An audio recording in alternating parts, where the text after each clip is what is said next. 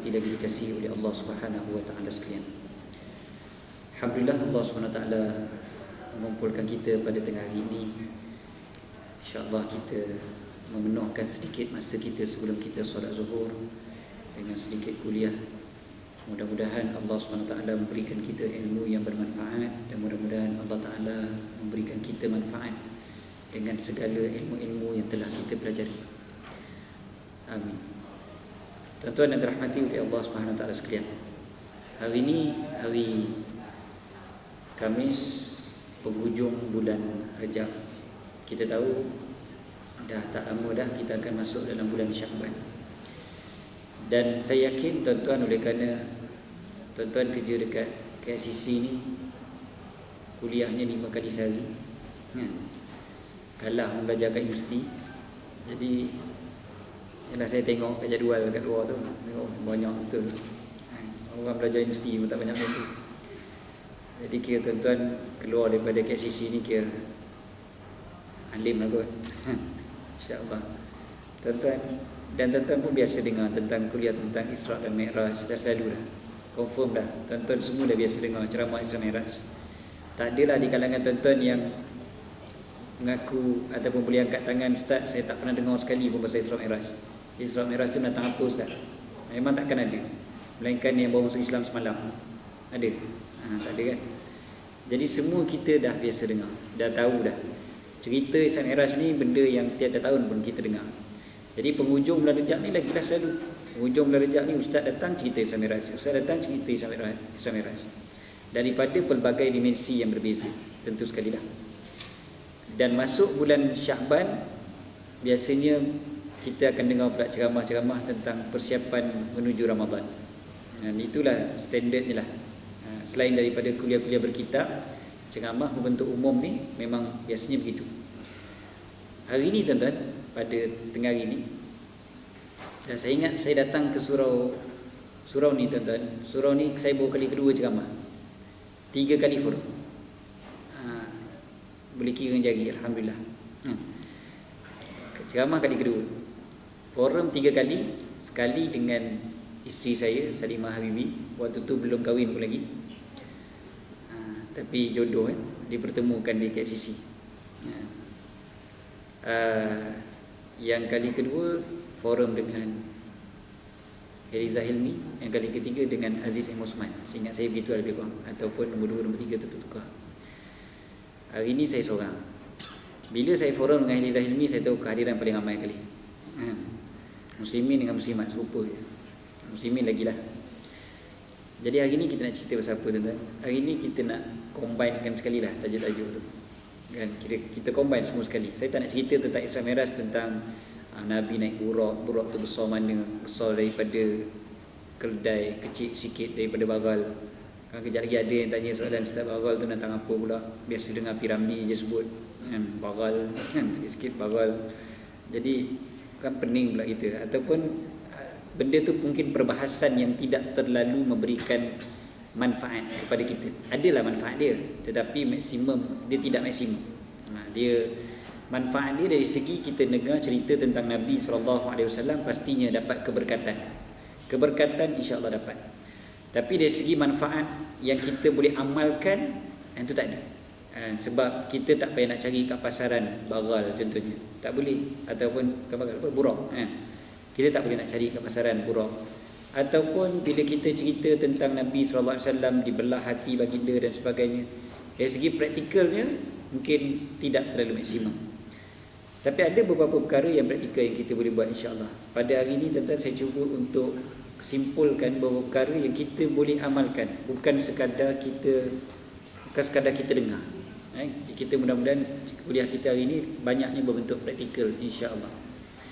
Bermula daripada cerita Isra Mi'raj kepada sampai Ramadan. Itu yang saya sebut gabungkan tu. Dan sampai jugalah dengan apa yang saya pernah bercerita pun di sini dengan Eliza dan juga dengan Abang Aziz. Tuan-tuan yang dirahmati oleh Allah SWT sekalian, antara benda yang kita boleh sebutkan di sini, bila kita cerita tentang Isra dan Mi'raj, cerita Isra dan Mi'raj ni bila Nabi SAW pergi ke Baitul Maqdis, Nabi semayang dengan Nabi-Nabi yang lain, Nabi jadi imam kan? Nabi jadi imam. Ada orang bila dengar cerita ni pun dia pusing ke lain juga. Bukan pusing macam mana, dia punya soalan tu memang sangat kreatif. Ada satu orang budak tu tanya saya, student universiti tu, saya ceramah ke universiti. Student universiti tanya soalan, dia kata, "Ustaz, Nabi semayang dengan Nabi-Nabi yang lain, bukankah Nabi-Nabi yang lain tu dah wafat lama?" Soalan saya, itu bukan soalan dia lagi, soalan saya, adakah sah kalau saya menjadi imam kepada makmum-makmum yang telah meninggal dunia? Saya kata, kamu rasa kamu nak ke semayang belakang kamu semua arwah datuk kamu, moyang kamu, kan? Saya rasa kalau lah dia orang datang ramai-ramai belakang kamu, kamu lari dulu, kan? Soalan pun dia kata tak ada, soalan setara universiti sikit, kan? Tapi tak apalah, ni memang betul-betul ceritanya soalan itu, tak apalah.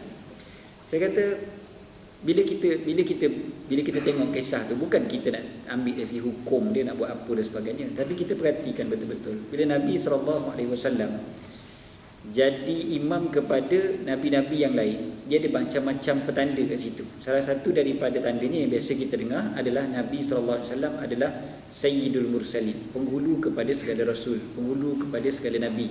Itu sebablah Nabi jadi imam. Okey, itu biasa kita dengar, kita pun jelas benda tu, kita pun tahu kenapa Nabi Muhammad jadi imam, bukan Nabi Adam contohnya. Kalau ikutkan Nabi Adam dah paling awal sekali kan, paling tua sekali. Tapi tidak, Nabi Muhammad SAW yang jadi imam. Jadi kita tahu kat situ Nabi Muhammad adalah penghulu pada segala nabi. Okey. Daripada sudut yang kedua pula, bila Nabi SAW jadi imam kepada nabi-nabi yang lain, pengajaran dia kat situ apa dia? Menunjukkan bahawasanya agama yang dibawa oleh semua nabi-nabi adalah sama, dan semua nabi-nabi adalah bersaudara, dan bangsa tidak menentukan seseorang itu lebih hebat daripada orang lain, ataupun kulit, ataupun pasport contohnya kan, warna pasport dan sebagainya, tidak membezakan seseorang. Tak boleh nak dibeza-bezakan, tak boleh kita nak kata orang ni second class, orang ni third class, ataupun orang ni tak ada kena-mengena dengan kita hanya semata-mata kerana pasportnya berbeza. Nabi SAW jadi imam kepada nabi-nabi yang lain. Nabi-nabi yang lain itu dia diutuskan kepada kaum masing-masing.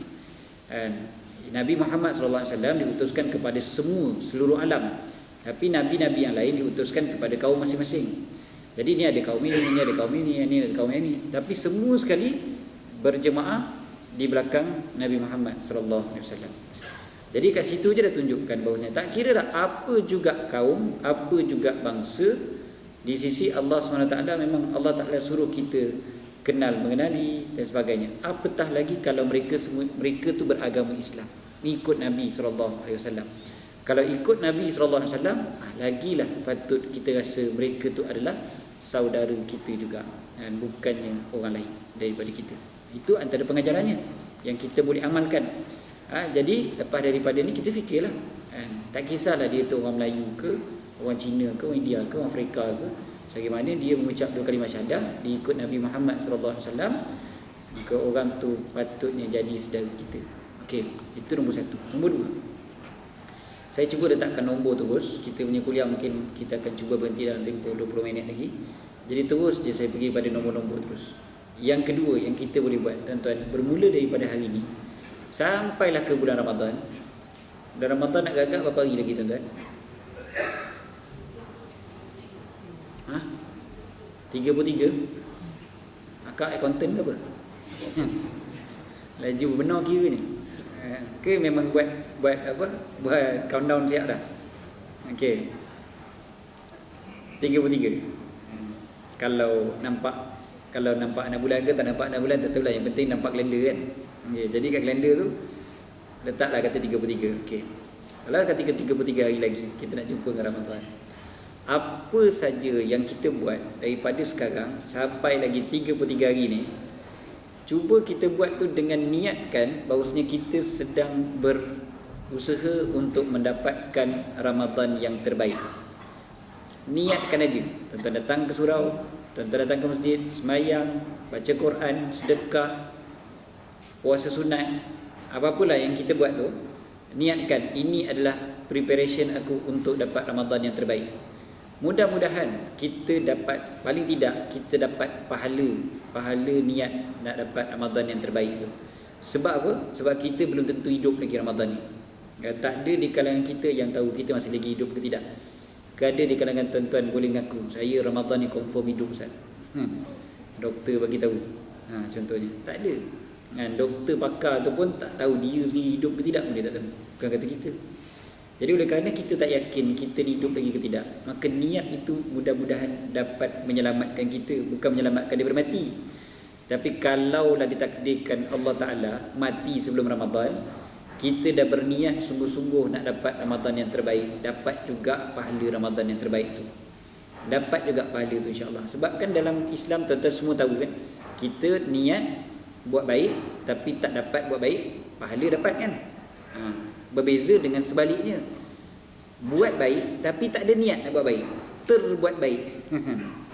Dapat pahala tak dapat. Walaupun perbuatan tu baik tapi tak ada niat nak buat baik, tersilap, terbuat pula baik tu kan. Tertolong pula orang tu contohnya, dia tak dapat pahala sebab tak ada niat. Kita kalau sembahyang apa semua kan kena ada niat. Niat tu kan syarat sah kepada satu ibadat. Tak ada niat, ibadat tidak sah.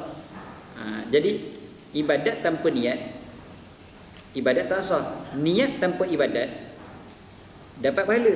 Kalau ibadat tu kita bukan saja-saja tinggalkan kan.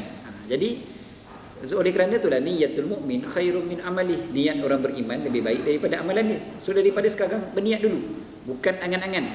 Angan-angan lain kan. Aku Ramadan kali ni aku nak sedekah 5 juta ringgit. Tanya dalam bank ada berapa? Adalah RM50. Itu angan-angan kan. Kita kata angan-angan majnin. Aku nak khatam Quran 30 kali bulan Ramadan. Tanya dia, engkau nak baca Qul Duha 3 kali je kot. Aku tahu dah taktik kau. Dia kata tak ada, aku baca 30 juzuk setiap hari. 30 kali aku nak khatam. Tanya dia, kau memang rajin baca Quran sangat ke? Aku tak pernah nampak pun. Rajin tu tak rajin lah, tapi aku dah pernah khatam lah 30 tahun lepas. Contohnya, kita kata orang ni angan-angan, betul tak? Ini bukan niat, ini angan-angan. Berbeza kalau kita datang ke masjid, kita niat, aku iktikaf kat masjid sebab aku nak bersedia untuk Ramadan. Aku bersedekah sebab aku nak bersedia untuk Ramadan. Aku buat apa-apa pun, aku baca Quran, walaupun 5 minit sekalipun aku baca Quran, niatkan aku nak bersedia untuk Ramadan. Mudah-mudahan dapat pahala Ramadan. Seterusnya tuan-tuan, praktikal yang ketiganya apa kita boleh buat? Cuba kita letakkan dalam diri kita. Tak payah letak dalam niat tu dah cukup lah. Yang ketiganya, cuba kita bersembang. Bersembang kan senang. Itu ustaz nak ajar orang sembang pula. Sembang apa? Sembang tentang Ramadan. Cubalah. Bila para sahabat 6 bulan sebelum Ramadan dah bersembang tentang Ramadan kan. Sembang bukan sembang kosong kan. Sembang tentang Ramadan 6 bulan sebelum Ramadan. Mereka jadi generasi yang paling menghargai Ramadan bila Ramadan sampai. Kita tak sembang tentang Ramadan sampai seminggu sebelum Ramadan. Itu pun kita punya sembang apa dia? Jom makan tengah hari. Minggu depan tak boleh makan dah. Minggu depan Ramadan lah, tak boleh makan. Itu je kita sembang. Jadi apa kata bermula daripada hari ni, tuan-tuan balik rumah kejap lagi, ataupun kat pejabat, ataupun dekat dengan kawan-kawan kan, try sembang tentang Ramadan. Jangan kata lambat lagi. Dah, mula daripada sekarang. Ni pun kita dah lambat sebenarnya ni. Mudah-mudahan bila kita bersembang tentang Ramadan, kita dapatlah kita dapat menghargai Ramadan tu. Sebab inilah yang kita duduk sembang selama ni. Tiba-tiba dapat, kita lagi hargai, kita lagi teruja untuk dapat benda tu. Okey, dan sembang tu sembang apa? Tentu sekali yang kita sembangkan bukan kita punya plan untuk bersa'i di mana. Tuan-tuan biasa dengar tentang sa'i pada bulan Ramadan kan, yang ramai orang buat. Tuan-tuan yang senyum tu maknanya dah faham dah tu. Sa'i di bazar Ramadan, tentu sekali. Daripada Safa dan Marwah bazar Ramadan. Ujung ke ujung. Ni cerita ni 5 tahun lepas saya sebut perkataan tu. Lepas tu saya dengar banyak dah ustaz ambil. Sa'i di bazar Ramadan. Tuan-tuan, cuba kita fikirkan, yang kita sembang apa dia? Apa kita nak sembang? Dengan keluarga kita, mungkin kita boleh sembang tentang kat masjid mana kita nak iktikaf bulan Ramadan ni. Sembahyang tarawih kat mana kita nak tawaf masjid-masjid kot, masjid sana, masjid sini kita nak pergi. Ataupun kita boleh sembang tentang kita nak buat pertandingan apa Ramadan ni, Quran ke, sedekah ke, apa-apalah kan, aktiviti dalam keluarga, aktiviti dekat pejabat sebenarnya Ramadan, apa saja kita boleh sembangkanlah tentang Ramadan. Okey, seterusnya ke berikutnya, Apa kata tuan-tuan? Tuan-tuan ada pejabat sekarang ni, balik rumah pun boleh buat. Apa dia? Buat satu countdown ke Ramadan yang saya sebut tadi tu. Countdown ke Ramadan. Cuba buat countdown ke Ramadan. Tuan-tuan pejabat ada, confirm ada whiteboard kan? Dekat whiteboard tu, tolonglah tulis countdown ke Ramadan. Dah ada yang buat belum? Ada pejabat mana-mana yang dah buat? Tak ada kan? Cuba buat. Surau kita pun tak buat lagi, betul tak? Ni pun cadangan untuk surau. Cuba buat countdown ke Ramadan. Sebab apa kena buat countdown tu? Jangan rasa ala lekeh tak ada benda lah.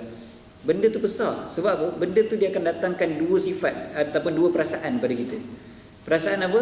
Pertama, kita akan ada rasa teruja nak jumpa Ramadan. Ui, dah tak lama dah Ramadan. Kita tengok nombor tu makin turun, makin turun, makin turun. Kita akan makin rasa excited nak jumpa Ramadan.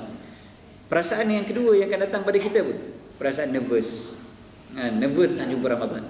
Bila makin dekat, makin dekat, makin dekat, ui, Ramadan dah dekat. Macam orang nak ambil SPM. Budak-budak nak ambil SPM, kita suruh buat countdown. Kenapa Ramadan nak jumpa ni kita tak buat countdown? Okey, buat countdown tu. Seterusnya, apa lagi? Doa Allahumma barik lana fi Rajabin wa Sya'ban wa balighna Ramadan. Tengok, tuan-tuan memang orang belajar. Tu yang jawab bagus je. Kalau saya pernah ceramah dekat satu surau 2 tahun lepas, bulan Rejab, saya kata tuan-tuan, bulan Rejab ni kita disunatkan untuk membaca doa Allahumma barik lana. Ramai satu surau jawab fima razaqtana wa qina azabannar kan. Dahlah surau tu ramai orang melimpah keluar. Makanan pula dia dah hidang dekat balkoni.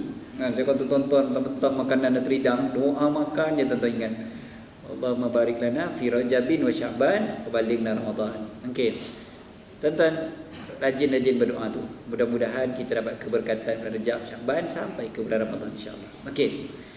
Apa lagi benda yang kita boleh buat? Antaranya tuan-tuan, cuba untuk kita berniat buat sesuatu benda, bukan niat lagi dah, buat sesuatu. Tadi niat nombor 1 tadi. Ni sekarang ni, cuba kita buat satu benda, praktikalnya. Kita buat satu benda yang mana pahalanya kita boleh dapat pada bulan Ramadan. Maknanya kalau istilah kalau bayaran tu kita panggil apa? Kita dah advance payment tu, tapi bukan dia apa istilah dia?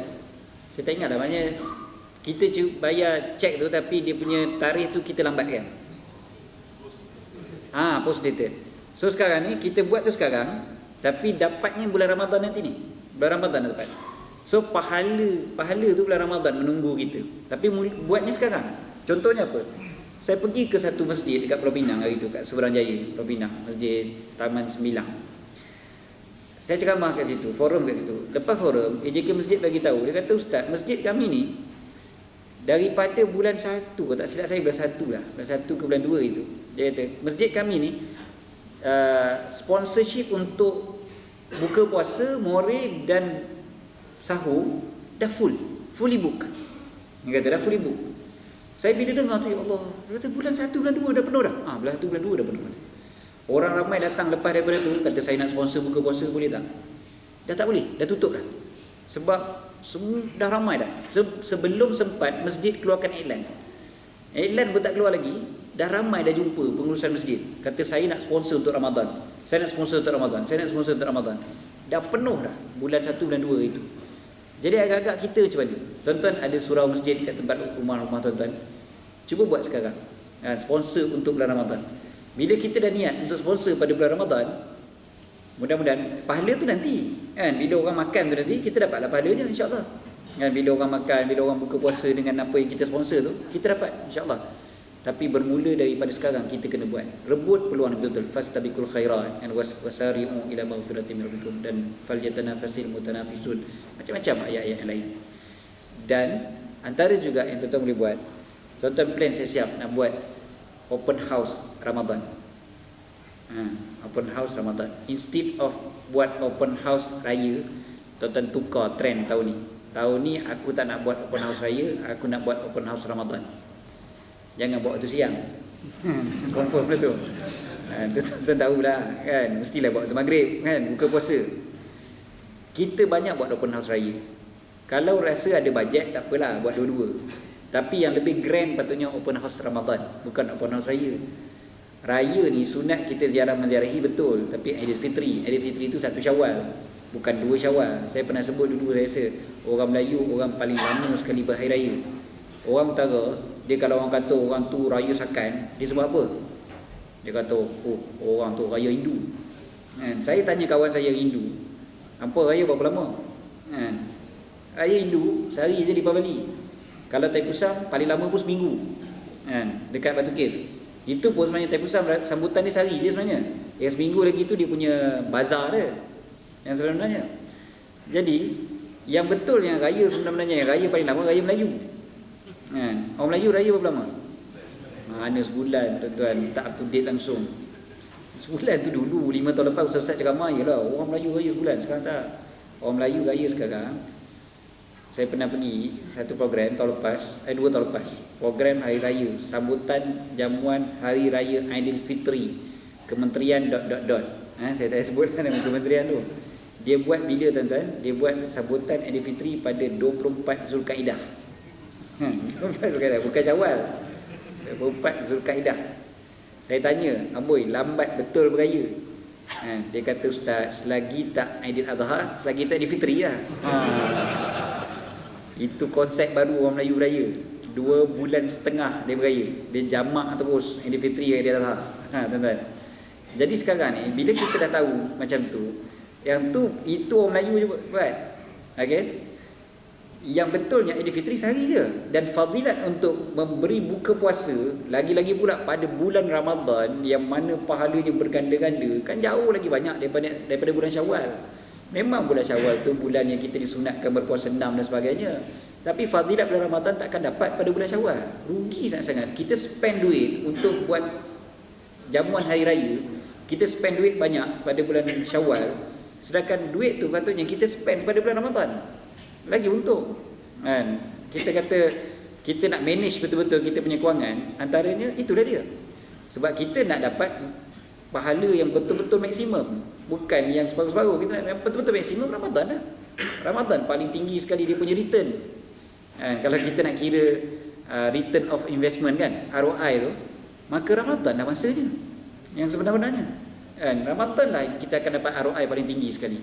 So invest betul-betul tu pada bulan Ramadan, bukan pada bulan Syawal. Bulan Syawal kalau nak buat sikit-sikit tak apalah.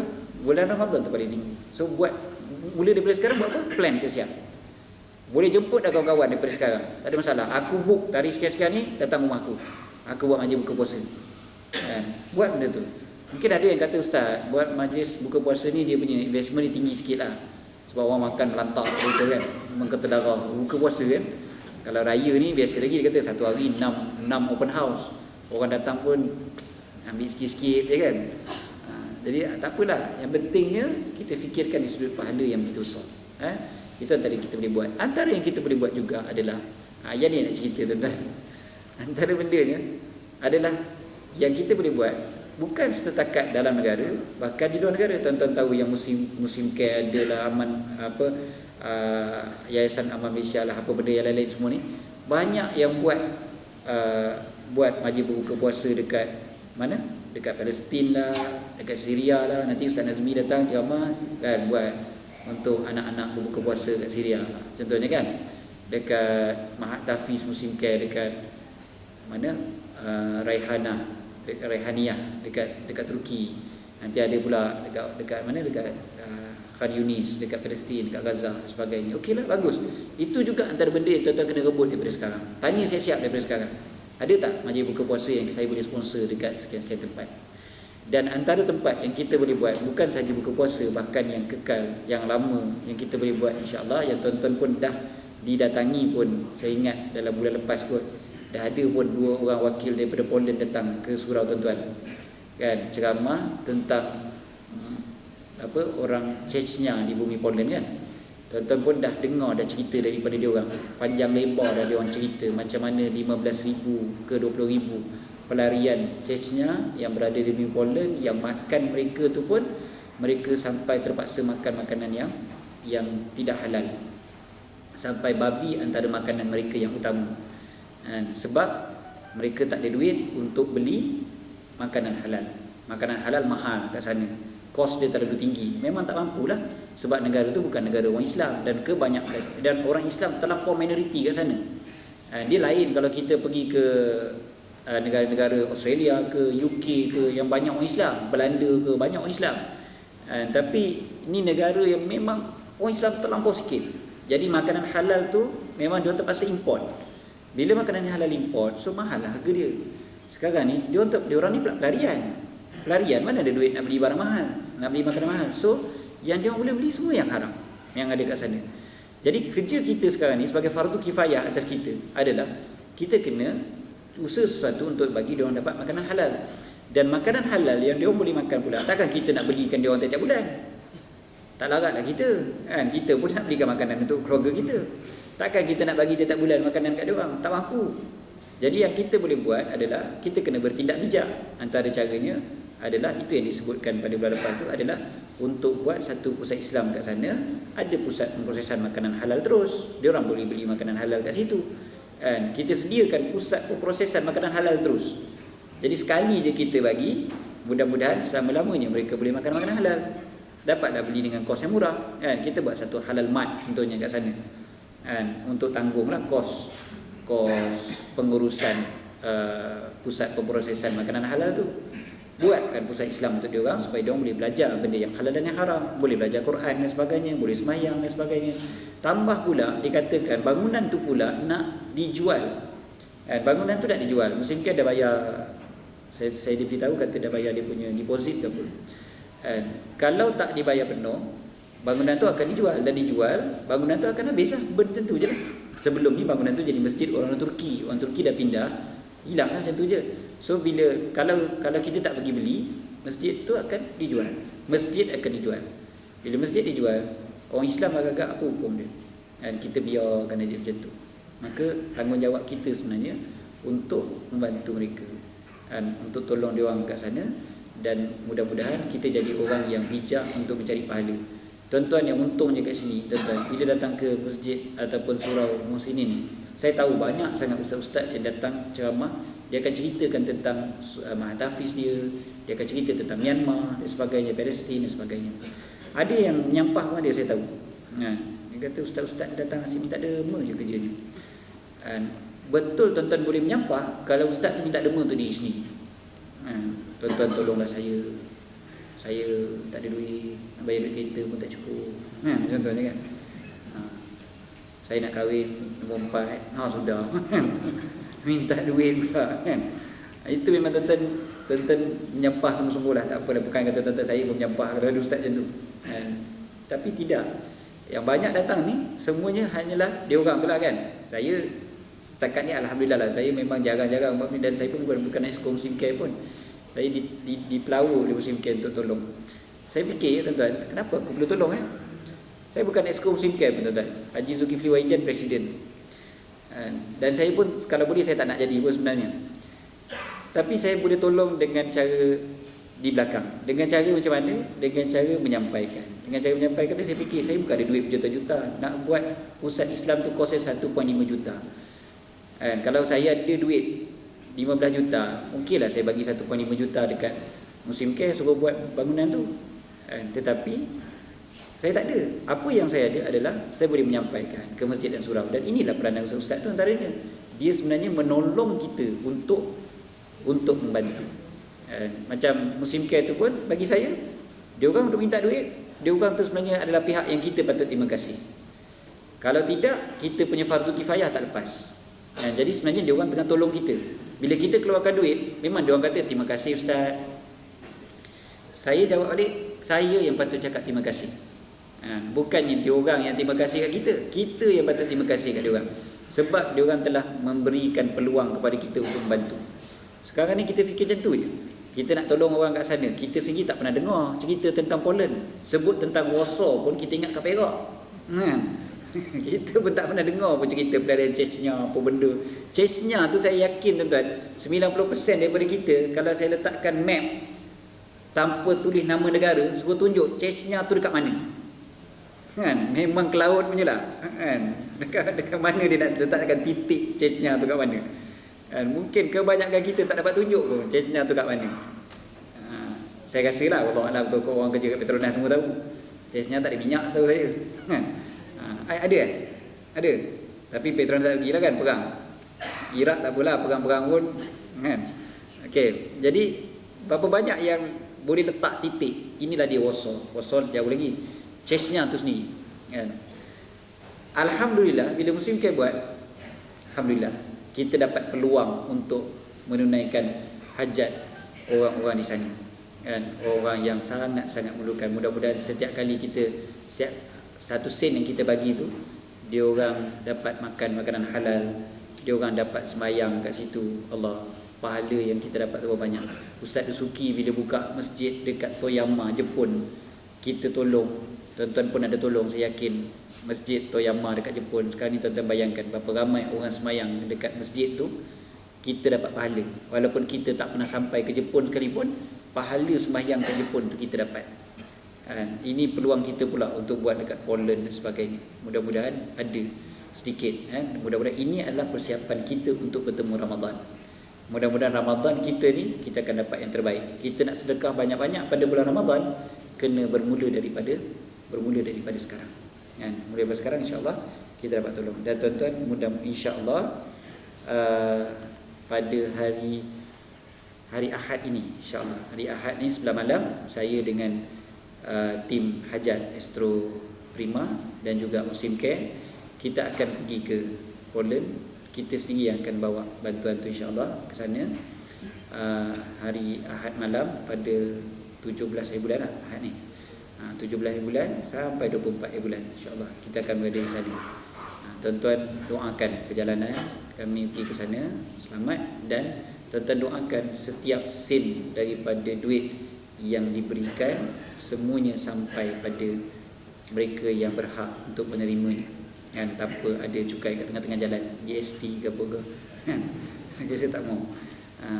Dan alhamdulillah kita dapat pun sponsor sebenarnya, insya-Allah.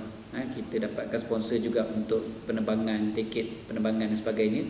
Jadi duit tu memang betul-betul bukan untuk kos, bukan untuk tiket penerbangan pergi ke Warsaw, balik ke sini kan, tak ada. Tak guna satu sen pun untuk duit tiket tu. Kita dapatkan sponsor. Jadi mudah-mudahan duit tu memang betul-betul hanya untuk yang layak. InsyaAllah kita cuba untuk cut cost betul-betul. Carilah sponsor-sponsor untuk cover semua kos. Jadi yang duit tu betul-betul untuk kita buat 1.5 juta kos yang diperlukan untuk bangunan tu kita beli dan kita renovate, buat jadi pusat makanan halal dan juga pusat Islam Warsaw, insya-Allah. Dan tuan-tuan doakanlah mudah-mudahan sampai balik dengan selamat, dan tuan-tuan doakan juga keikhlasan hati-hati mereka yang pergi. Tim kami ini adalah dalam berapa orang saya pun tak ingat lah, dalam 10 orang 9 orang macam itulah. Saya dengan isteri saya, dengan Kak Bet Sinar Harian, Wakil Metro dan sebagainya lah. Ada beberapa orang lagi. Kita akan pergi beramai-ramai insya-Allah.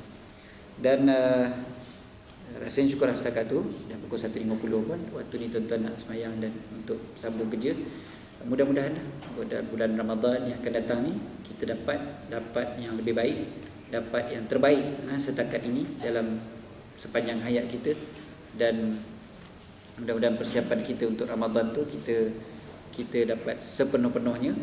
Jangan lupa Quran tuan-tuan kena mula daripada sekarang, sedekah kena mula daripada sekarang, datang ke masjid kena mula daripada sekarang waktu malam, supaya persiapan kita betul-betul di tahap yang maksimum ketika mana kita berjumpa dengan bulan Ramadan. Ya. Dan seperti biasalah, saya tak perlu bagi tahu macam mana nak beri sumbangan semua. Surah Muslimin dengan Muslim Care ni dah sangat rapat. Jadi tuan-tuan tahulah cara-cara nak menyumbang.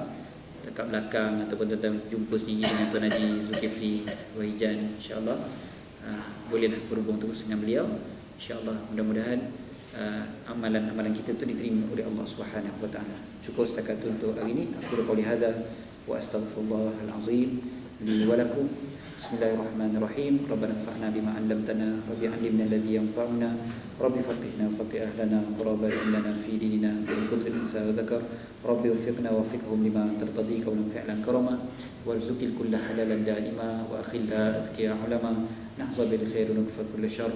ربنا وصف لنا كل شؤون وكرم برضا منك العيون واقض عنا ربنا كل ديون قبل ان تاتي رسل المنون واغفر واستر انت اكرم من ستر. صلى الله على سيدنا محمد وعلى اله وصحبه وسلم. الحمد لله رب العالمين.